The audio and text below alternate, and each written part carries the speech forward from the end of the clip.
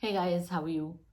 This is Mahwash Ajaz, and today I'll be talking about something that has, weighed on my mind for a very long time. And I've made a video about it before with regards to how I felt about it. But that was more of like an emotional rant. And I've been reading so much more about the case. I've been following the news and I've been following a lot of the noise around the case. And I'm sure you have too. What I'm talking about is Johnny Depp versus Amber Heard, a very public and a very messy, marriage that has sorry, there's my kids in the background. That'll happen. So all of these things that have happened over the past many years, I remember when the allegations first came out, we all cancelled him, and nobody really pays attention to what the noise is, but the damage just gets done, right?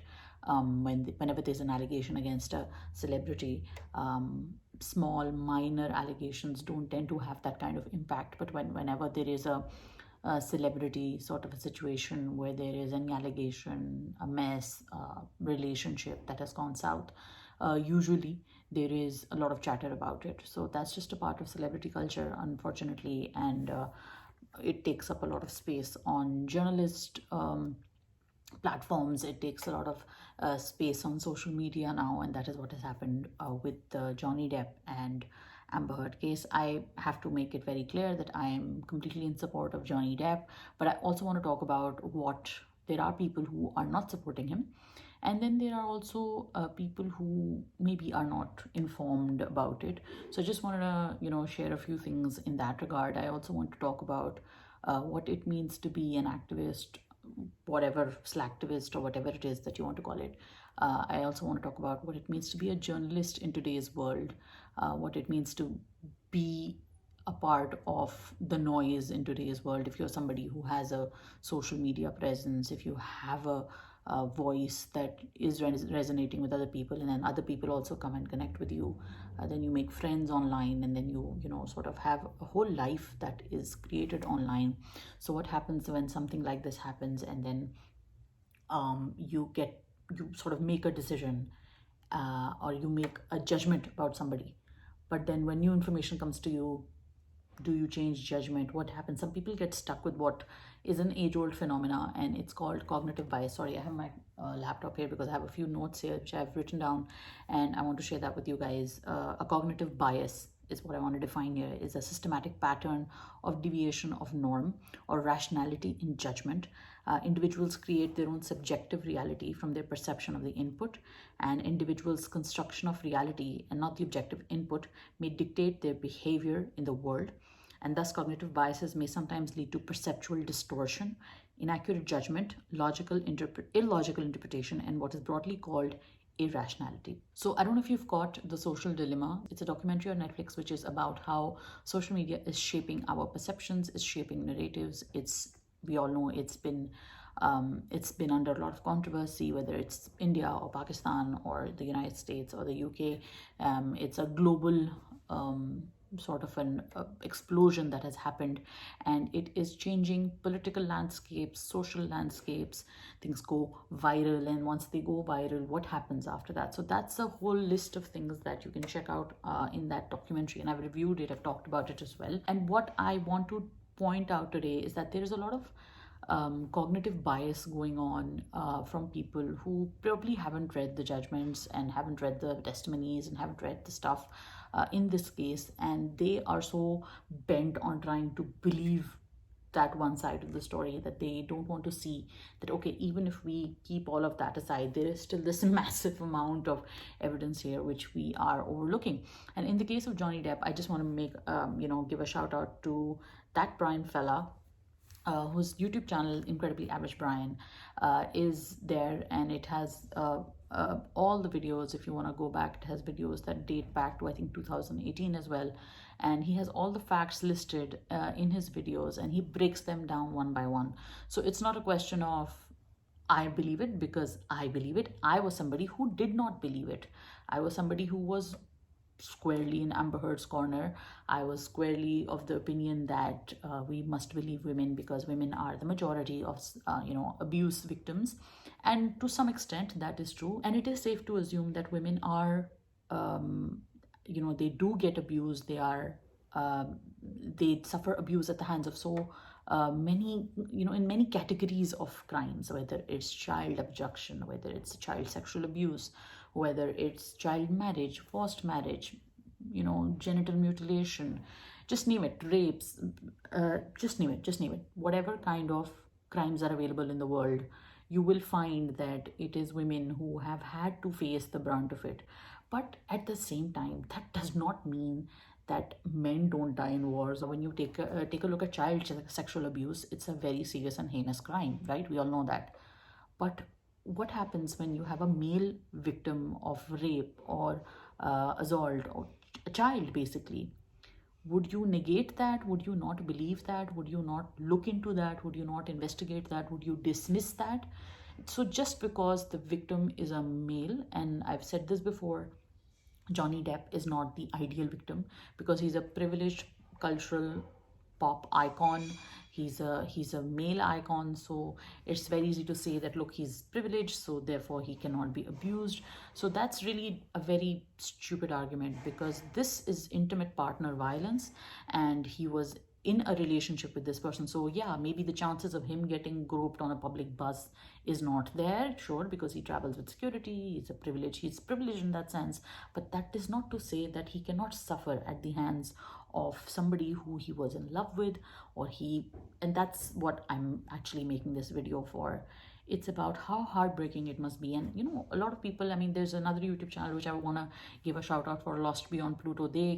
She's a lawyer, so she covers like a massive amount of legal perspectives on the case, so you can check her channel out as well.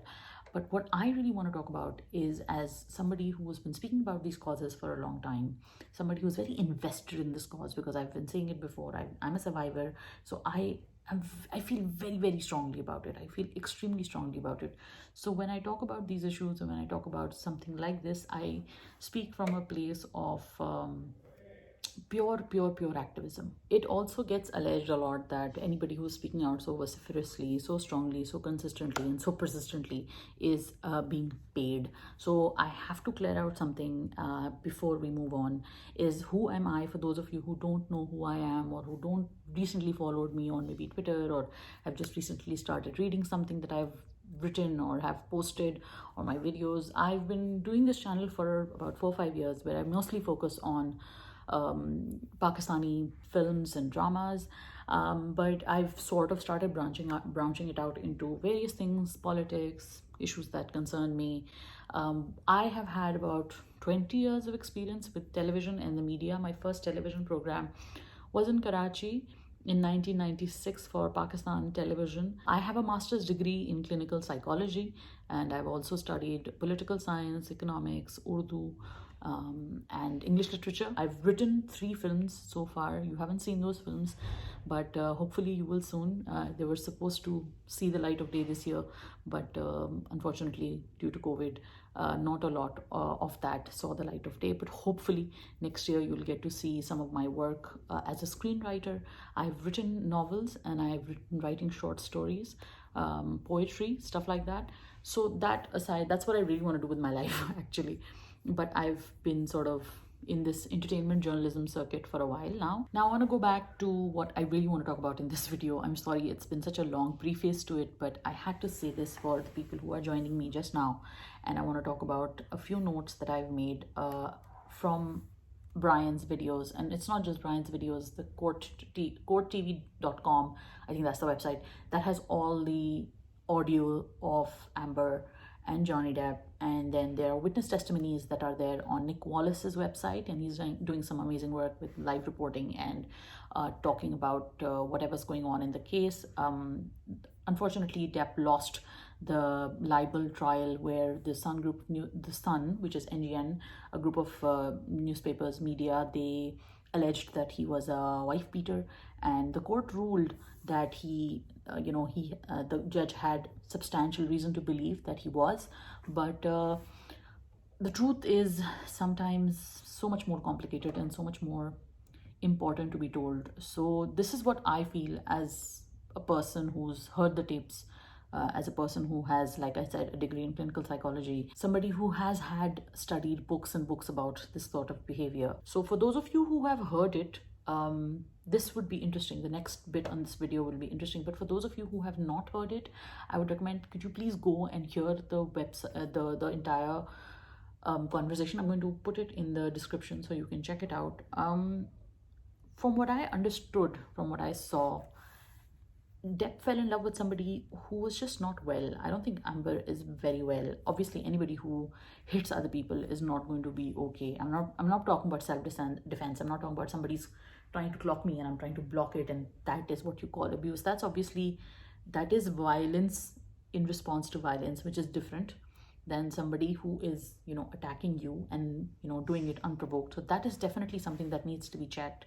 And I don't think that, and he, talks about it in his text messages to Amber's parents. He talks about it in the, in the audio as well, that you're just not there. And he keeps saying that he loves her. And it's very easy to fall in love with the idea of someone. And that is what I think Depp did when it came to Amber. I think he fell in love with the idea of someone. I think he fell in love with the idea of who she was, and I think he continued to be in love despite being abused at her hands. And that is what is extremely disturbing, and that is what happens in intimate partner violence. You get into sort of a Stockholm syndrome. You get stuck into that whole cycle of violence, and where there is a honeymoon phase where the person pleads and pleads, and you can see this cycle of violence happening within the conversation multiple times. And I'm going to try and find that cycle of violence. There's the bargaining, there's aggression, and she does that, and it's again very triggering. So I mean, yeah, please be careful when you're hearing it. And from her point of view, from her head, from where her head is at, and if you see the deposition tapes as well, where she's speaking about what she said to Depp, and when the lawyers ask her about what she did to Johnny, I think she's deeply convinced that she's right, and she's created that scenario in her head, and she's created that reality in her head that she is right indeed. And in a way, that is also something that perpetrators of violence also do. They create this reality in their head that this is what has really happened. And in her justification, the fact that he walks away whenever she's trying to get physical with him is it triggers her, and that is why she gets so worked up every time he walks away, and she keeps bringing it up. That is the reason in her head why she does what she does. And one other point is that sometimes abusers are convinced that they are the good person. They are doing it for your good. They are doing it for your benefit. That this is something that I am doing it to save our marriage. I am lashing out. I am hitting. I am angry. I am speaking whatever it is that I feel like. And this person is the person who is responsible for not taking it. And they should take it, or maybe hit me back, and then I can hit back, and maybe, I don't know, this is what she wants. Again, this is all just assumption. I'm only assuming. I don't live inside her head. This is just something I'm speaking based on the testimonies and based on what I have studied as a psychologist. There are so many op-eds. I think I've lost count. There's so many op-eds which are saying that Depp's career is over, Depp's over, he's a fall from grace, stuff like that. All of that has been said in the media. And nobody's really talking about these tapes, which is what is very aggravating, because there's a popular narrative. And I understand wanting to get onto that narrative. But as journalists, our job should be speaking about the truth, not the popular narrative, right? So we are not doing our jobs in this case. And I feel like more people should do that. And more journalists, especially sitting in the world where you call it's a developed world like the US and the UK, more journalists should be digging into what exactly do these tapes mean. They should hear these tapes. They should get psychologists on it. They should get abuse specialists on it.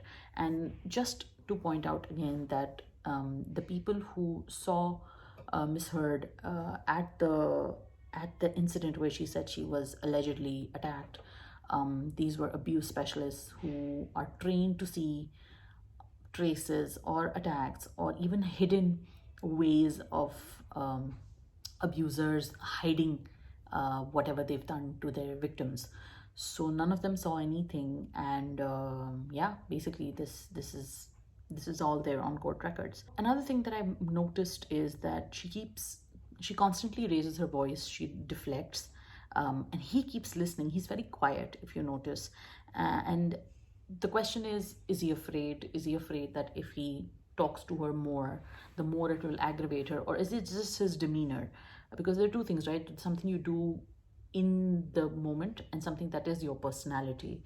So I think that screaming and shouting and sort of gaslighting the other person is a part of how she operates. And rescinding, staying back, staying quiet, these are very consistent behaviors that we see in what Johnny says he does and what he actually does on the tapes as well. And in his head, I feel like it must be like, I love this person. What do I do? How do I explain to this person, this is how I feel? Why won't she get it? Why won't she understand that? And this is a direct quote from what he said. He said that you start flipping out and I can't get a word in, and it's manic and angry. Again, telltale signs of abuse. At this point in time, if you look at it from his point of view, he's still choosing to stay away from it.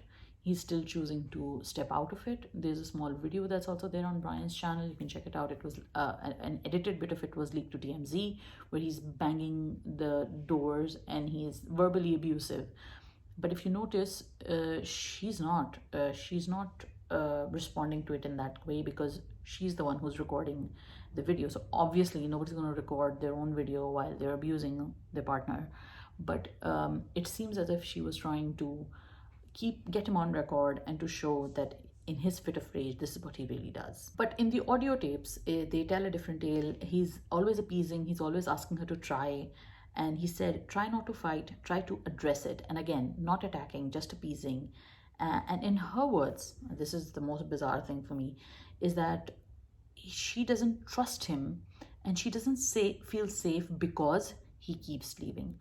How does that work? I'm at a loss for words. How do you not feel safe just because the other person leaves? She alleges that he is abusive. Ideally, you would feel safe if the other person, if your abuser leaves. That's the only time you would feel safe. How are you feeling safe if the other person, who, let's assume that you believe is abusive, why are you feeling safe when he's there in a fight? Should you not feel safer when he's not there? It doesn't add up. So there are a couple of quotes which I want to talk about. My God, they were quite upsetting. Just because I've thrown pots and pans and vases doesn't mean that you don't come knock on the door. I don't see why anybody would knock on anybody's door if I'm being thrown stuff at. I don't want to talk to a person who's been throwing pots and pans at me. I mean, I don't blame the guy for leaving.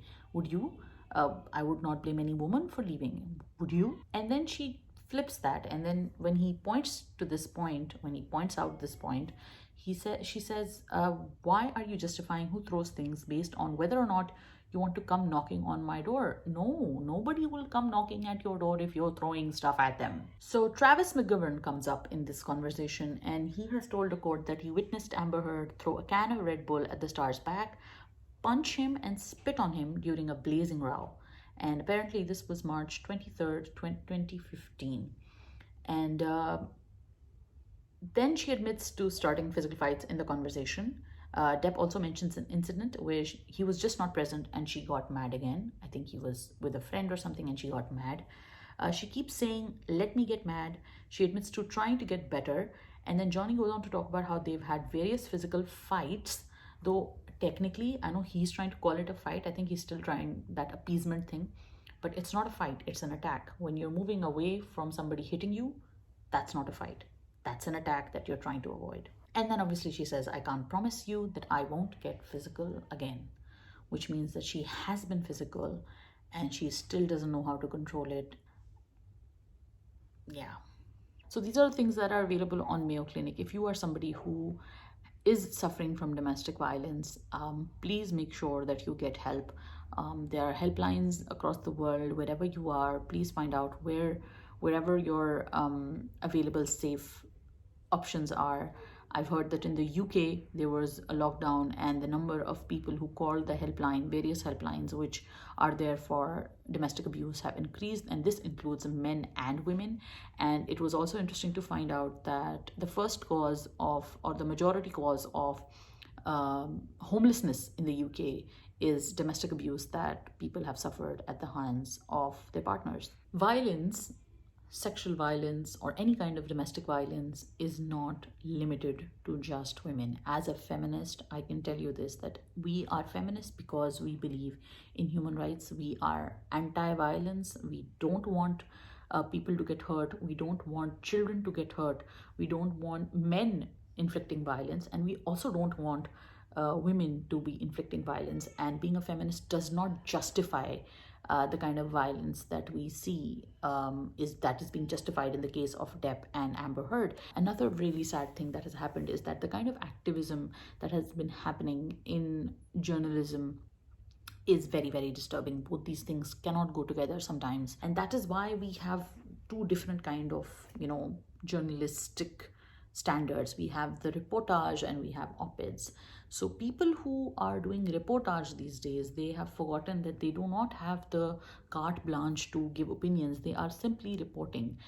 Also, when you only report one side of the story, for example, in this article I saw on Insider, they've spoken to one entertainment journalist influencer, and they've spoken to one prosecutor, and those are the only two people that they've taken in to sort of talk about this case, how Johnny Depp's career is over, and the lawyers will be the ones who are going to be partying off Depp's money. Question is, what does he do? Does he continue to live in infamy? Does he not have the right to clear his name? And if you're a feminist, you must also believe that it's toxic masculinity, it is the machismo that we have taught to men, and we have taught to our sons and brothers, and our fathers have been taught the same thing, that if somebody hurts you, you're not supposed to cry, or you're not supposed to show it. And that is why probably there's a big chunk of men who probably don't speak up about abuse, and sexual abuse especially, and we are adding to it by creating a stigma about not speaking up about false allegations. If we don't allow people to clear their names, if we don't allow people to say that this is not something that has happened to them, or that this is something that has happened to them, we are creating a very, very problematic and a very, very toxic environment, which should not be what the result of feminism should be.